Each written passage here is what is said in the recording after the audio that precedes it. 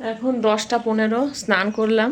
আজকে তো সেই ফলহারিণী অমাবস্যা, তা ভাবছি কালী মন্দির যাব, কিন্তু অমাবস্যা তো পড়ছে কটা 11টা কততে, তাহলে কি করে হবে, সেই জন্য লেট করছি। কিন্তু যদি দেখি এবার এই মন্দির এখানে খোলা থাকে তো ভালো, আর না হলে দেখি কোথায় কি দেওয়া যায়। রাত্রিবেলায় তো সব অমাবস্যার পুজো হয় মন্দিরে মন্দিরে, আর সেখানে যাই, কিন্তু অঞ্জলি দেওয়ার ইচ্ছাটা খুব ছিল। দেখি কি হয়। দুবার চা খেলাম আর স্নান করে নিয়েছি। মা বলছেন তাহলে যা বেরিয়ে দেখ কোথায় একটু অঞ্জলি দিতে পারিস, একটু অঞ্জলিটা দেওয়ার ইচ্ছা আছে, ওই জন্য বেরোবো। আর সকাল থেকে চা হলো, মা ওদেরকে ছাতু করে দিলাম, গুলে ছাতু দিয়ে দই দিয়ে, আমারও রাখা আছে কিন্তু আমি খাইনি। আমি ওই চা কফি মিলিয়ে চললাম। মাকে একটু কফি দিলাম, বললাম দেখো খেয়ে দারুণ হয়েছে কফিটা। মা খেয়ে বললো সত্যি দারুণ হয়েছে। দিয়ে আমার বলছে আনবি কি একটু কফি?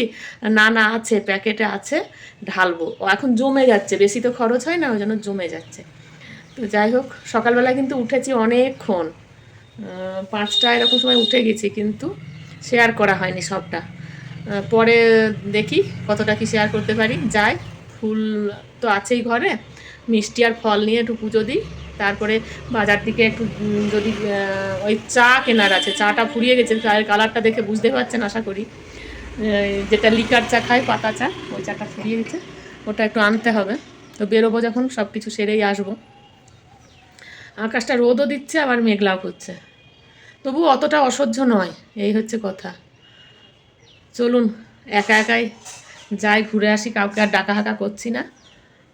অমাবস্যা পড়েনি বলে রাস্তাতেও বেশ ফাঁকা, অতটা নেই ভিড়। আর সন্ধেবেলায় সেই যজ্ঞ হবে, দেখি ইচ্ছে আছে যাওয়ার। তো চলুন, আজকে ভাবছি আপনাদেরকে সাথে নিয়েই যাব, কালী মন্দিরে পুজো করাবো, একটু ছবি তুলবো, আপনাদের সাথে শেয়ার করব। চলুন সঙ্গে থাকুন, আবার আসছি কিছুক্ষণ পরে।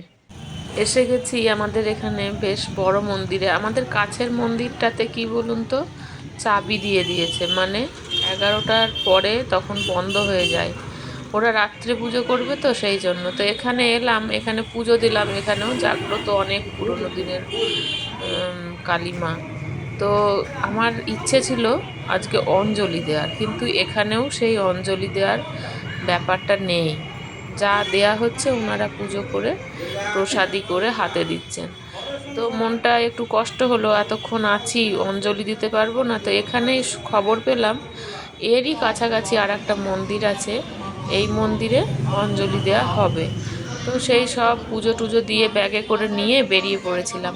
এসে জিজ্ঞাসা করলাম ব্রাহ্মণকে, তো ব্রাহ্মণ বললেন যে হ্যাঁ একটু সময় দেরি হবে আর কি, তবে অঞ্জলি দেওয়া যাবে। তো অপেক্ষা আবার গেলাম, গিয়ে আবার ফল মিষ্টি কিনে নিয়ে এসে এখানে দিলাম।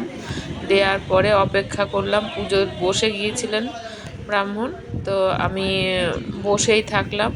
তারপরে যাই হোক, ইচ্ছে যখন ছিল, আর মায়েরও ইচ্ছে ছিল আমার হাতে হয়তো অঞ্জলি নেওয়ার, তো অঞ্জলি শেষে দিতে পেরেছি, এটাই মনের একটা শান্তি। কিন্তু অনেক দেরি হয়েছিল, বেরোতেই মানে বেরিয়েছিলাম ওই 11টা 15 20 নাগাদ।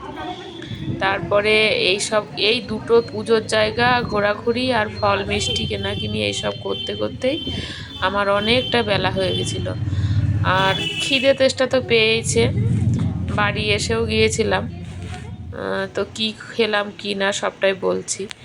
আর এই মন্দিরটায় আজকে আমি প্রথমবার, এত ভালো লাগলো। ওই আগের মন্দিরটায় আমি বেশ কয়েকবার গিয়েছি, কিন্তু এই মন্দিরে এই প্রথমবার। খুব ভালো লেগেছে, আর মন মানে ভরে গিয়েছে, পুজো দিতে পেরে এত ভালো লাগছিল।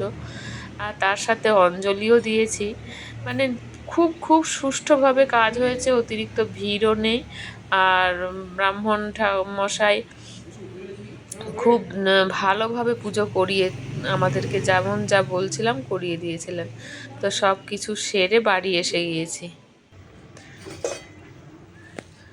মায়ের হাতের পরোটা মা, আমি মেখে রেখে দিয়েছিলাম, মা করে রেখেছিল। আর এদিকে আলু পটলের চচ্চড়ি, ওই শুকনো শুকনো তরকারি। আর একটা তরকারি, এটাও নিরামিষেরই, তো এটা রেখেছিল মা যদি আমি খাই। আর দুটো তো এই যে মা দিচ্ছে, অসাধারণ পরোটা, খেয়ে মন ভরে গেছে। মায়ের হাতের পরোটা বলে কথা, তাই না? খুব ভালো লেগেছে। তো তো এবার খেতে হবে। টক দই একটু খিদেও নিলে পেয়েছে প্রচণ্ড। এটা একটু খেয়ে নাও, খেয়ে নিই। একটু টক দই।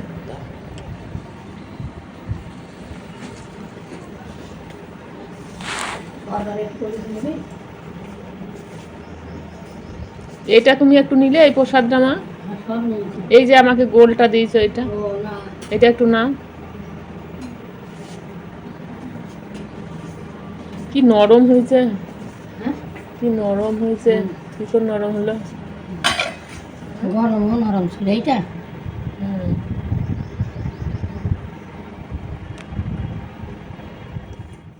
বাড়ি ফিরলাম 1:30টায়,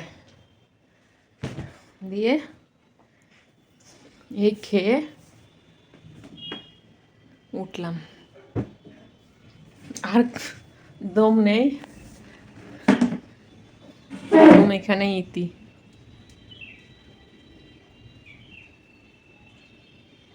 আর দম নেই। সকাল থেকে অনেক ঘোরপাক খেয়েছি। পুজো তো হলো, পুজো যে কিভাবে করলাম সে আমি জানি আর ভগবান জানে যে কি করেছি।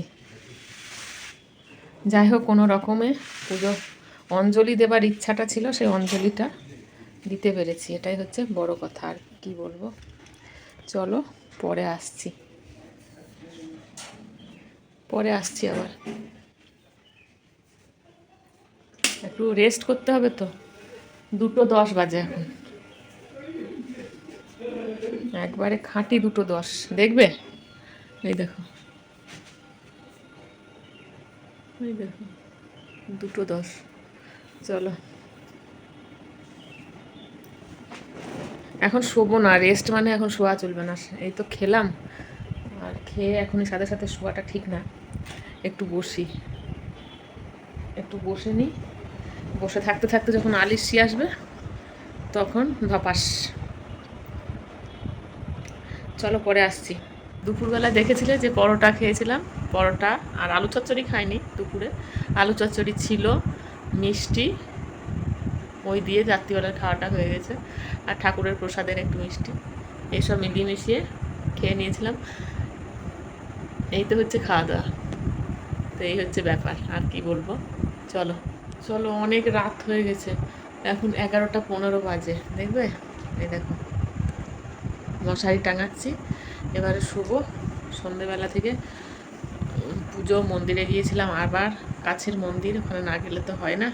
দিয়ে মন্দির থেকে এলাম, খাওয়া দাওয়া করলাম, প্রসাদ টসাদ সব খেয়ে তারপরে এসে একটু ফোন দেখছিলাম। সব কাজ শেষ, সব কিছু কমপ্লিট, এইবারে শুতে হবে। চলো গুড নাইট সবাইকে। দেখো মশারি আমারও টাঙানো হয়ে গেছে, ওদিকে মায়েরও টাঙিয়ে দিয়েছি। আজকে এই পর্যন্ত, সবাই ভালো থেকো, সুস্থ থেকো, সাবধানে থেকো। দেখা হবে নতুন ভিডিওতে, নতুন কিছু নিয়ে তোমাদের সামনে আবার চলে আসবো। গুড নাইট সবাইকে, টাটা।